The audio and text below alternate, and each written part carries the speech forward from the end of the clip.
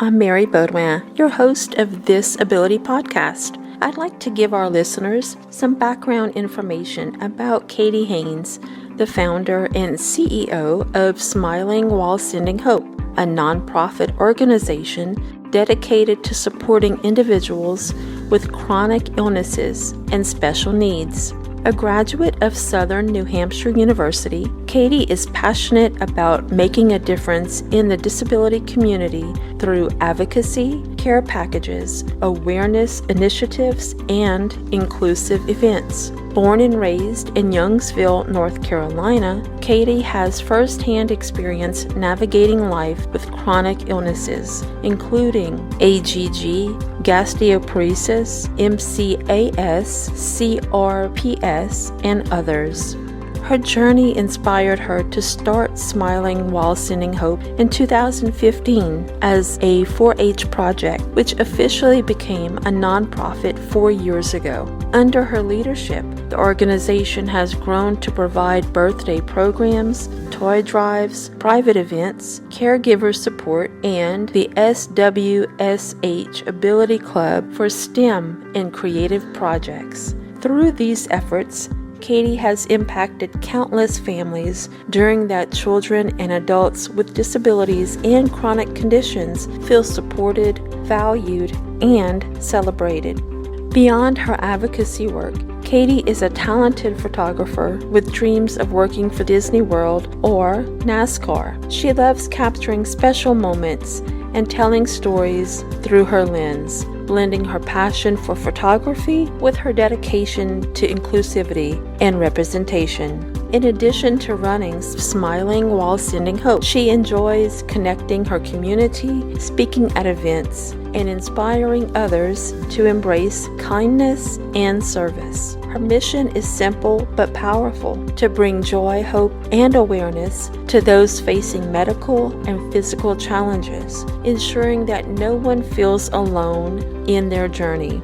Through her unwavering commitment and resilience, Katie continues to make a lasting impact, one smile at a time. And now, let's listen to her episode.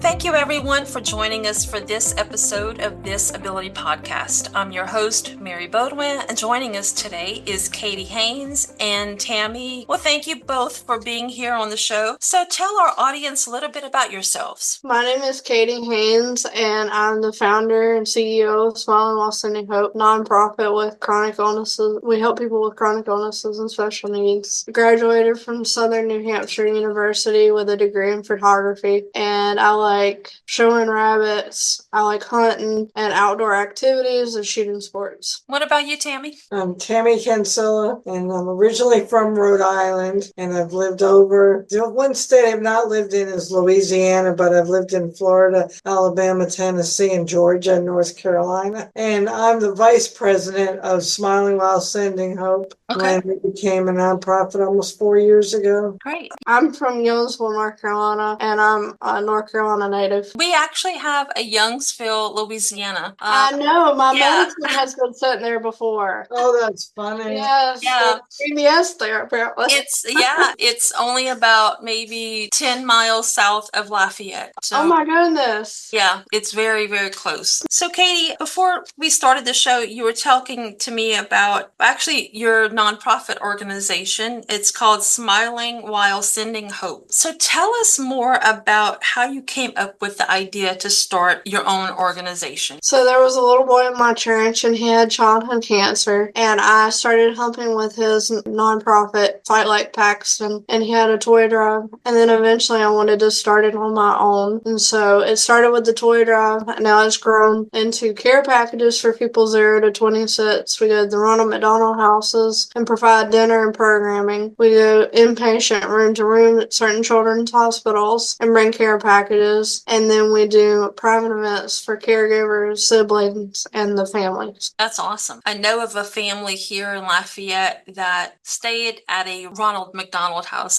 I don't know if it was the one in your state or not, but she said it was an amazing time that they had there from start to finish. Everybody was wonderful. Groups like yours definitely helped to make it more comfortable for them. So I know I've stayed at Ronald McDonald houses. I've stayed at a couple here in North Carolina, one in Virginia, and then one in Ohio. That's a good organization, and that it's meaningful for the families to see somebody giving back. Absolutely. And speaking of giving back, when I was doing some research on the mission Smile While Sending Hope, it is to make an impact on others' lives and bring smiles to people's faces to spread awareness of many illnesses and special needs. Who are some people that you've met over the last few years who made a significant impact on your life while you're achieving this mission, while you're going out there and you're helping people? I'm sure you meet a lot of great people. So who stands out to you? Our girl, her name is Allie, and she's from West Virginia,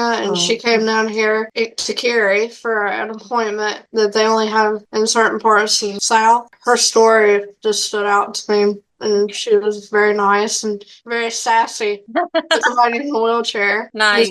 Yeah. So how does it make you feel whenever you give the toys for the toy drive and the care packages? How do you feel about the response that people give you? I think that, when you deal with the public, you deal with all kinds of people and you get different reactions. But for the most part, you see that you're being a blessing in people's lives and just doing what's best and showing them that there isn't anything that should hold you back in life. Right. That's really cool. I was just doing some research about what you guys do, and I know that you send out care packages to individuals with chronic illnesses and special needs from birth to age 26, and even those individuals who may have some sensory needs. What exactly is in the packages, and how do you raise money to do this? Well, we get bags that are like the big shopping bags from Marshall's or Home Goods. Come up with blankets, pillowcases, business card. And we ask questions beforehand. So if they like the color pink, we try to put a lot of pink in puzzles, crafts, and toys. And if they're a certain age, we put Barbie dolls and gift cards. And then for the boys and babies, we'll here and have trucks, cars, and sports games. Nice. And they love puzzles so far. We just gave a care package last week, and he couldn't wait to go home and have somebody teach him how to play the game of life. Yeah, that's fun. So I want to back up a little bit because I'm just kind of looking at the outline. Do you want to talk about the beauty pageants and how you got started with that? When did that become important to you in your life? So in 2020, I was looking for something to do with the coronavirus, and you couldn't do anything. And then it was outdoors. So I started in the Miss United States Agriculture pageant, and I've done it for different pageants for 5 years. That's incredible. Since you've done several, what would you say is something that you've learned from competing in these pageants or participating in the pageants? I don't know if it's really a competition so much. It is a competition. It's a full-fledged competition. Okay. I think that from it, there's people of all different mindsets, and especially when they don't understand people that have disabilities. And there's people that don't understand people that have disabilities participating in a pageant? Participating in the pageant, yes. Have they been living under a rock? I know, right? But I mean, it goes from the people running the pageant to the people participating in the pageant, and I just think they don't have a clear understanding of how to treat people with disabilities, how to get ramps, how to. Okay, not to interrupt you, but would it be fair to say that you haven't been welcome in certain pageants? Yes. Wow. Yeah. I'm sorry that you've had to endure that, but you seem like such a positive person that you have a light that I can see from here in Louisiana. Okay. And I think anyone that would entertain the notion of not having you in a pageant would be foolish. And that's a shame. I wouldn't say every pageant, but a couple of them. It's just how they were ran, and making sure that I had a ramp was an issue. I got to one pageant and I didn't even have a ramp there. Luckily, I had a friend an hour away and she could bring me a threshold ramp, but I couldn't get up there by myself. And so they had to push me up there. But I used the pageant as a way to educate people that everybody had a place in agriculture, no matter their disability. And that I think the pageant as a whole, if I took my experience of reaching out to these places and making sure these farms were accessible, giving them the resources, and just being a role model, and I take that away from the way I was treated, I think my experience would be that I made a lot of connections that will last a lifetime. Definitely. You can see the good in anything. Right. And that's a great attitude to have. Yeah, it definitely sounds like that there needs to be some education and maybe more advocacy for people with special needs. I mean, there were a lot of people that supported me, don't get me wrong. Yeah. Once I got there, there's always, with everything, there's always negative and positives. Well, I mean, that's the one thing that I think any pageant director should take into consideration is that it's for everyone and that it should be accessible, and they need to make it accommodating for anyone of any need. So I'm glad you were able to share that with me. I do want to congratulate you because I read that you are the first person to compete in the Miss United States Agriculture pageant in a wheelchair. So I wanted to congratulate you on being a trailblazer for the inclusion revolution. What does that mean to you as being, the first person to compete in a pageant in a wheelchair? And do you consider yourself to be an inspiration to other people? I hope to be an inspiration to other people. But yes, that being the first person to not only compete but also win a national title in that system, and now going on 2 more systems that I've won a title in, and we're the first person in a wheelchair. It means a lot to me. And then to know that there's somebody this year competing at the Miss United States Agriculture pageant that's in a wheelchair as well. It's amazing. It is. I mean, I think it's great.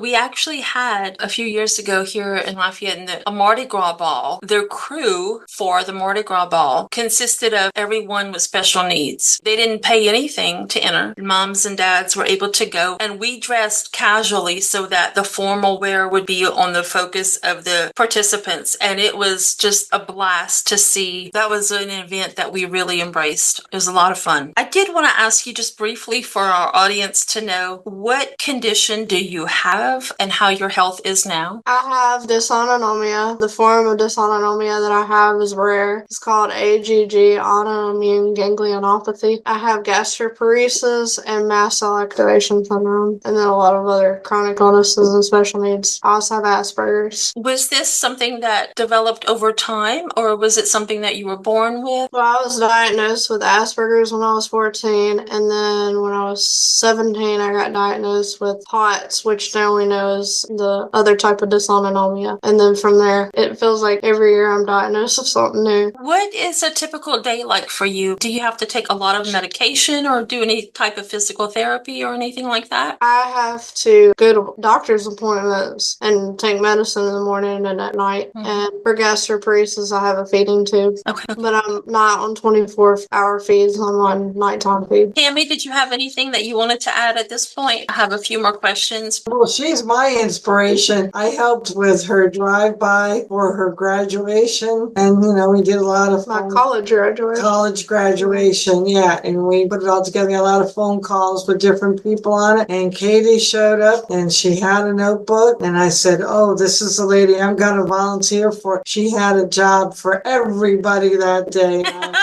Oh boy, this is it. I'm OCD. Nothing wrong with that. Some people, either you love it or you hate it. Tell us more about your organization, right? What projects are you working on right now or in the near future? Well, we're going to go to the North Carolina Zoo. We just partnered with them. We're going to go to the fair again this year. We're working with a couple more children's hospitals in the Charlotte area. What else, Tammy? We're going to have working with a church to do a carnival in September, and then And, we still have our care packages in our office that's new to us. So we've been. And possibly moving into an indoor storage unit from an outdoor storage unit. Oh, wow. It's a big thing. And it'll be great because it's hot in North Carolina. Oh, we're starting. You don't know hot. You walk outside, it's sweltering, y'all. It's, geez. Yeah, we don't like to do anything outside. But y'all get more snow, don't you? We never have snow. Oh, okay. Never have snow. Once every 5 or 6 years. Oh, okay. We get a little trinkle, of snow. It's just, but it melts as soon as it hits the ground. It's more like slush. Yeah. And people here in Louisiana can't drive in general, much less when the roads are just a little icy. Yeah. We get it. It's everywhere. For new things we're doing, we're going to have a Christmas in July toy drive. Well, speaking of that, I was looking at the statistics that were in your press release, and it looks like in 2022 and 23 that you guys successfully donated over 450 care packages and donated over 2,500 toys and items in the toy and food drive. So I wanted to ask, do you have a target area that you try to focus on, or specific families, or do people have to apply to get the help that you provide? Tell me a little bit more about that process. It's all of North Carolina, and they don't have to live in North Carolina if they're being treated at a North Carolina hospital, and it's all chronic illnesses and special needs. So, do you drive yourself? I wish. I can't afford to drive. My goal is to get a truck. That is very exciting. How is your experience from getting to the airport, to getting on the plane, to getting to your destination, being in a wheelchair? I've had friends that have some pretty awful experiences, especially with damaging wheelchairs, because that's the number one problem with airlines right now, is that over 20,000 chairs per airline get damaged or lost a year. And that's not just one airline, that's per airline. So if you think about that, that's a lot of chairs that get damaged and messed up. Yeah. And they don't think about it because they could replace the wheelchair, but it's not customized. You have to wait for that process. So that's a whole thing within itself. But I've never had that issue. I've always used TSA Cares, and they take you from the gate to the airplane, get you off the airplane, and take you back to the gate. And you are able to transfer from your chair into a regular airplane seat, or do they have to? They have to get me in an aisle chair and take me and put me in there, and then I can transfer from the aisle chair to the thing. And typically with Southwest, I've flown other airlines, but Southwest is first come, first served seating, and since I can get on board first, I use the bulkhead. You have a feeding tube, so I'm assuming you have an all-liquid diet. Oh no, I can eat by mouth. This is my first time flying with that, because I just got my feeding tube last September. Okay. And so I'm nervous about that too. But with TSA Cares, they're supposed to be more accommodating because it's medication. Okay. You mark it with a medical bag tag. Okay. They're supposed to do when you're going on the airline. So we can probably wrap it up. Do you have anything that you want to share with our audience? Or Tammy, is there anything that you'd like to share with the audience that we haven't touched on? Biggest thing I've learned is they shouldn't, and I think we touched this real fast, buildings that make it very accommodable for wheelchairs. And I think it should be almost a law. Every public building has a push button so you can open it. It's like to hold a door and try to get a wheelchair in. Yeah, and I can carry stuff in my lap, but it's hard to carry something, push, and try and hold a door. Oh, yeah. Heavier than others, and it's just impossible. The last place I worked at, I fought for a year to get it on the bathroom doors just because I couldn't open it. I had to have somebody go with me, and I wanted to be able to go by myself. And finally, I got it after a year, and then I fought another half of the year to get one to go on the store door. And that was supposed to be a place that hired people with disabilities. Well, thank you for championing that effort, because of you, that building has now an accommodating bathroom for other wheelchair patrons. And not just people in wheelchairs. I mean, it could go, people had issues with strollers or just any type of mobility issue that you might not be able to see. Because a lot of things, if I went in this wheelchair, my stuff's invisible. And so a lot of people wouldn't even know. Well, it was a pleasure to meet you both via Zoom. Help us grow our audience by subscribing to our podcast on iHeartRadio, Spotify, YouTube, Amazon Music, Apple Podcasts, and other podcast networks. Additionally, if you enjoy listening to our podcast, help Help us to be discovered by leaving a rating or review of our episodes. This will connect us with other potential listeners and help us to expand our audience. From all of us at This Ability Podcast, we thank you for your ongoing support of our mission to unveil stories that inspire and enlighten others in the special needs community.